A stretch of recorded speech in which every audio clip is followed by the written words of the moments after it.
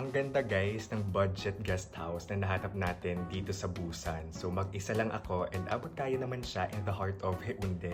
So this is the most popular area here in Busan. Haeundae O-Guest. As in, ang ganda ng location.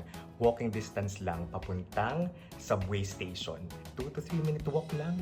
Since this is a hostel, meron din silang beds and dorm type rooms na you can book for as low as 900 pesos. You can book a solo room with private bathroom for as low as 1,500 pesos. Pero guys, price may vary depende sa travel dates ninyo. Ito yung itsura niya. Actually, this is just for one person. So, sa baba tayo. May pa-blower din si Mayor dito. Ito yung toilet. Maluwag yung CR guys. As in, provided din yung towel. And ayan, may sampayan. Bawal actually pasok yung sapatos. Courtesy yan dito sa Korea or sa Japan. Or actually, kahit sa saang bansa naman. Simple lang pero rock.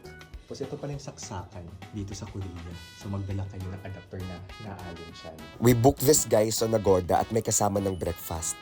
Okay na rin siya. Walking distance na lang din to papunta sa Haeundae Beach. Maraming restaurants around.